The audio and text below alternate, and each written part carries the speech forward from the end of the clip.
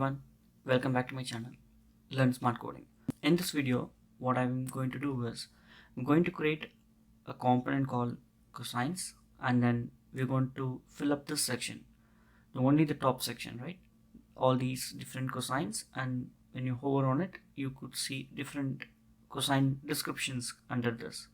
So this is one component. We'll cover this component, followed by I'll show you in the next clip how to use HTTP service to call the external API and show these data. Come, without delay, let's get started. So in order to create cosine component, I'm going to create a directory called menu under the app. So I'll go create a folder called menu, and under menu we're going to create a component using the CLI command. If you remember in the third clip that I showed you, let's go and do it. We created a cosine component under the menu folder, which is here, which is also auto registered here. So what I'm going to do is so just for the demo purpose, if we have to show this cosine components before we add any route mechanism here, all what we need to do is use this selector and go to the app component, and we're just going to replace the cosine component. So whatever is in this HTML, it's going to show here. See, cosine works. Great. We're going to replace some HTML here and do some magics to bring up that UI. I'm going to copy paste a simple HTML code and then I'll explain you what it is. So if you look at this, this is a plain HTML with a minimum CSS taken from the Bootstrap side. So this is nothing but a pill, a nav pill. So you can see I've added a hashtag, and then this is the nav pill, right? Indian, Thai, Italian. So right now I've copy pasted everything manually. We're going to automate this, and then a description here about, so if you click on Thai, it should say about Thai cosines and then some details of the Thai question, right? So how do we achieve this? So in order to achieve this, we are going to call an external API in the next clip, which will return a list of the cosine details. So for this clip, we are going to simulate that content by ourselves, and then in the next clip I'll show you how HTTP service is used to invoke all these APIs. Okay, so let's first create a model folder under the app. So this will have all the models. So the first model that I'm going to create is the cosine.model.ts, or I would say just cosine ts under the model. So we have this, and what we have to do is we need to say export interface. That's an interface, and then cosine is the class, the interface name, and these are the properties of that. Now we have the cosine, so let's go to the menu cosine. So here, so what we need to do is we need to have an array of cosines so that we can display all this Indian, this Thai, Italian, Chinese, Greek, whatever it is.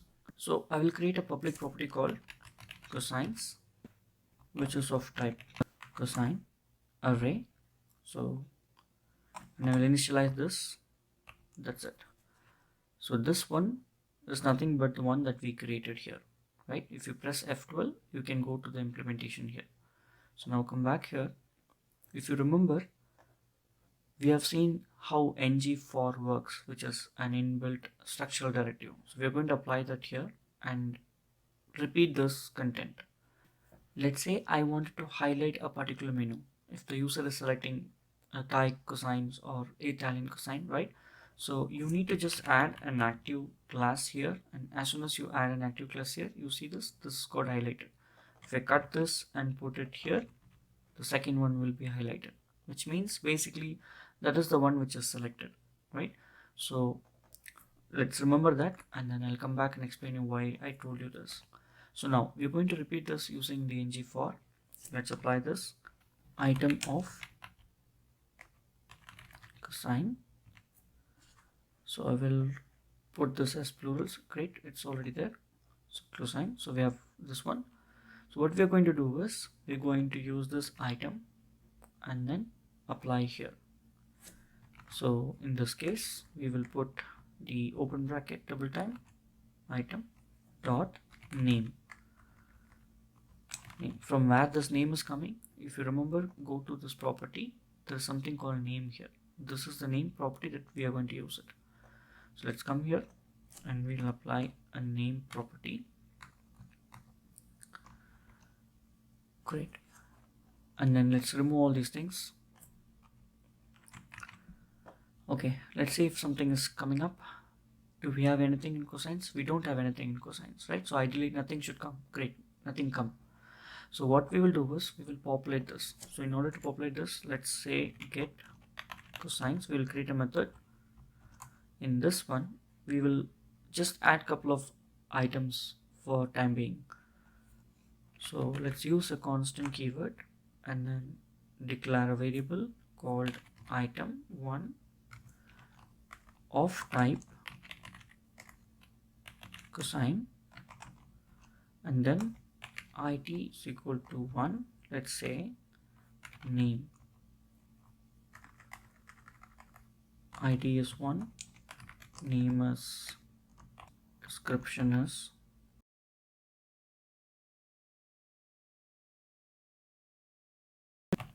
great. So we pushed one item.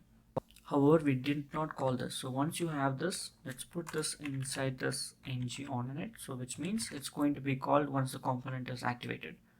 Great. So you started seeing something coming up here, right? Great. Now how do we put the description here? So all what we need to do is we need to go back here and then we need to apply this here.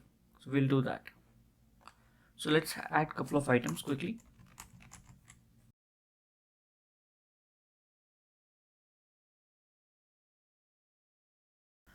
Okay, so we will see 4 things here. It's loading. So we need to add item 2, item 3, item 4. All 4 different items has been added and you can see 4 different things coming up here, right? All right.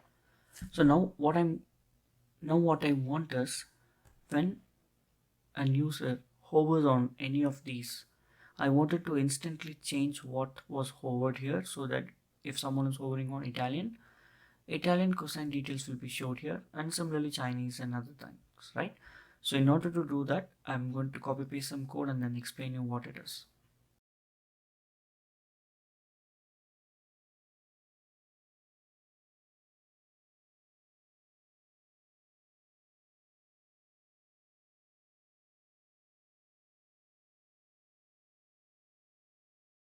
Let me explain you what I have done here.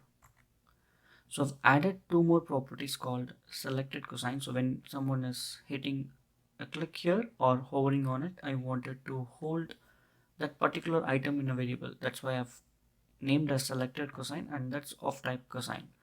The next one is I've added a model called menu item, and this menu active item is something is customized that I have done just to hold the variables and the metadata of these things, which is currently active, which is not active, which is active and which is not active currently, just to hold that information.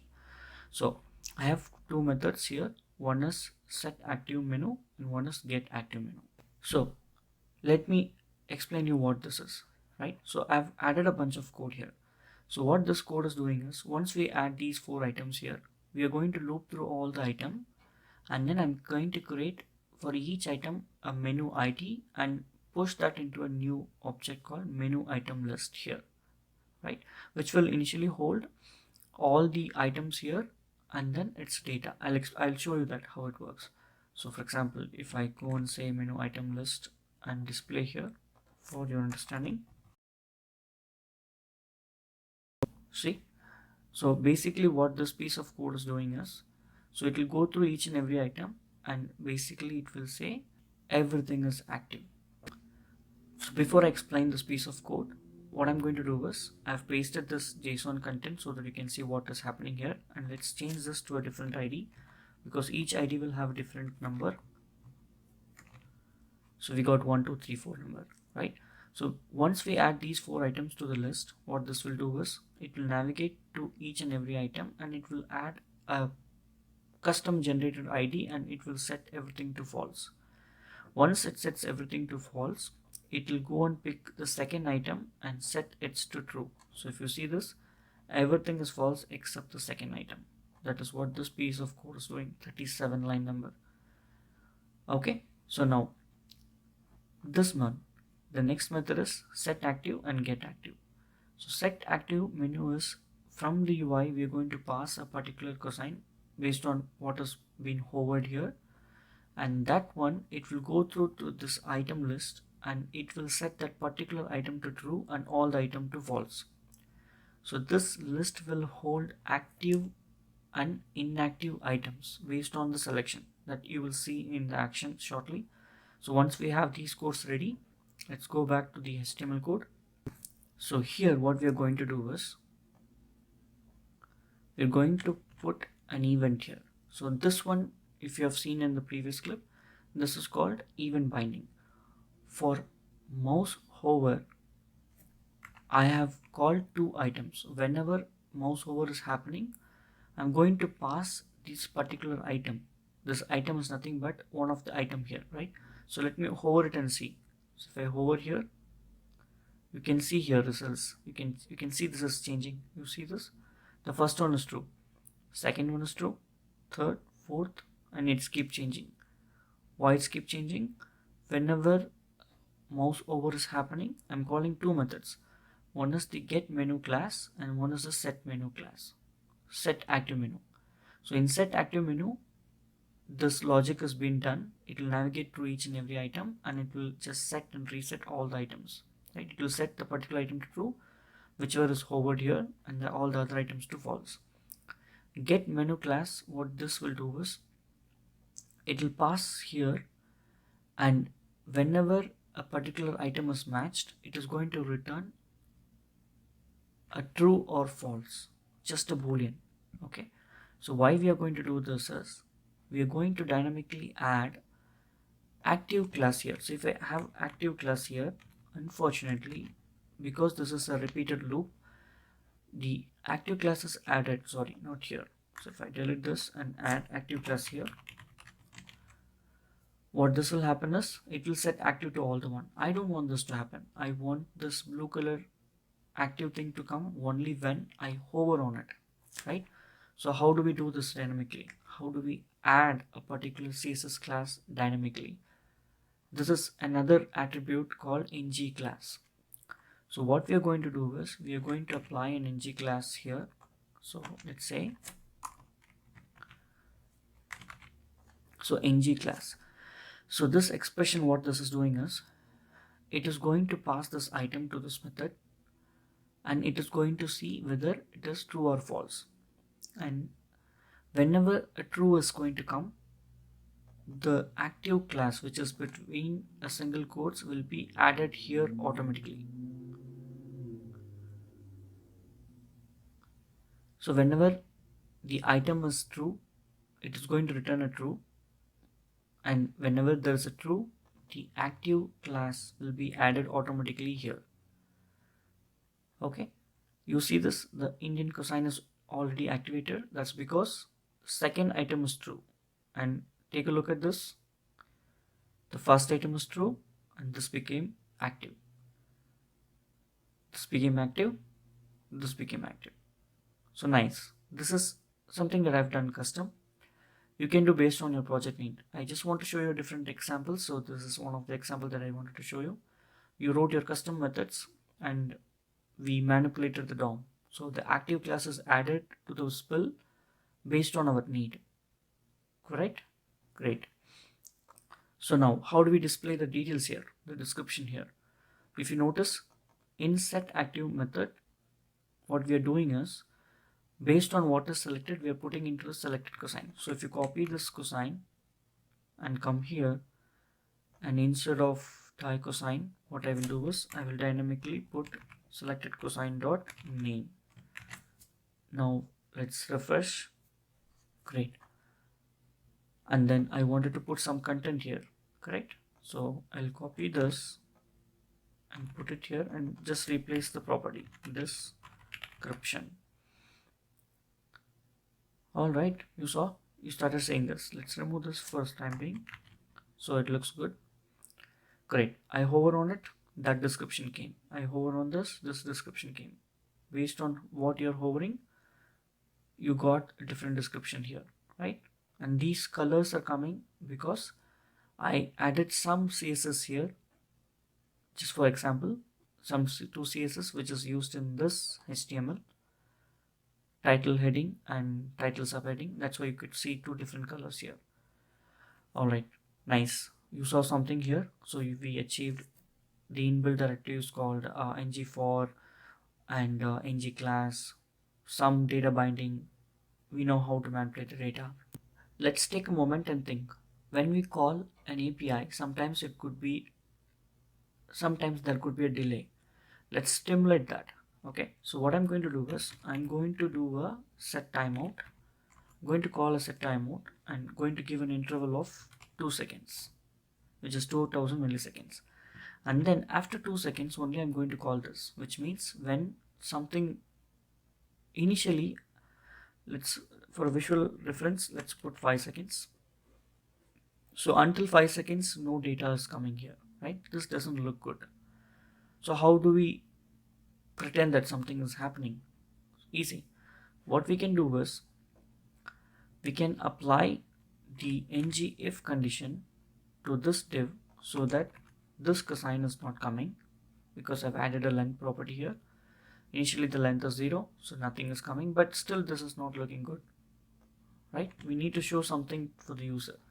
So what I'm going to do is I'm going to apply another ngIf and say please loading, please wait. See, for the 5 seconds this is the div tag which is going to be displayed. As soon as the 5 seconds is over, which means we are pretending that data came late, right? This entire content will be shown and this content will be removed. Correct? Good, looks good. So you learned something new here. Great. In the next topic we're going to cover how to use the HTTP service to pull up all these records from the external API. Thanks for watching. If you like my video, don't forget to subscribe my channel, like it, share it, comment it, and never forget to click on the bell icon.